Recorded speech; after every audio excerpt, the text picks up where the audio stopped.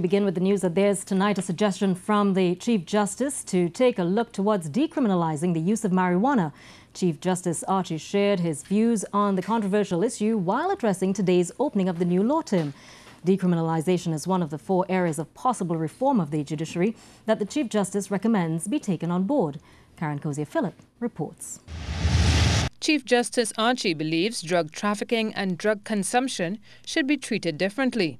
He says the economic and social consequences of incarcerating large numbers of our youths for possession and/or consumption of small amounts of drugs are immense. One might observe that marijuana consumption probably wreaks no more havoc than alcohol addiction, but we provide support for one and punishment for the other. In an economy where the state is a major employer and a criminal conviction is a bar to employment, we may be pushing minor, non-violent offenders into criminality when they can be saved. The Chief Justice points out that the burden on the police and prisons and the courts will be lessened if we focus on the scourge of trafficking, but notes that as long as the laws are on the books, they have to be enforced.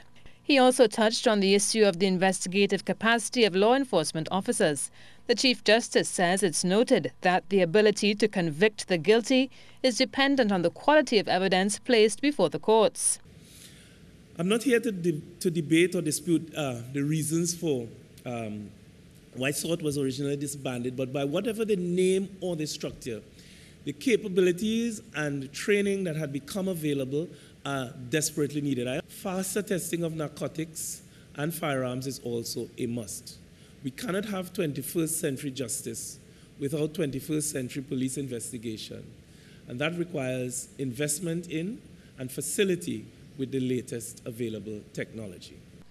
He says, though, he's encouraged by current efforts being made to enhance the forensic capabilities of the investigative services. And he also joined the debate on whether or not jury trials should be retained. Chief Justice Archie notes that it is not unusual for trials to last several months, at the end of which the jury are required to return a verdict in a few short hours. Each year, we spend millions of dollars on sequestering juries, only to end up with a hung jury in many cases. I'm not criticizing them, they're doing their best.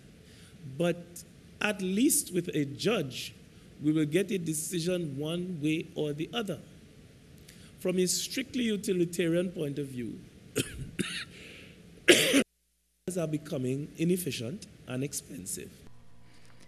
Chief Justice Archie points out, however, that he is not attracted to abolishing jury trials for the more serious offences like murder and armed robbery and retaining them for lesser offences.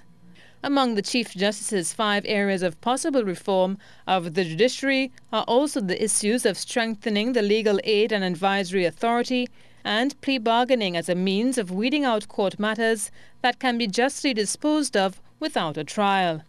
Cozier Phillip, C News.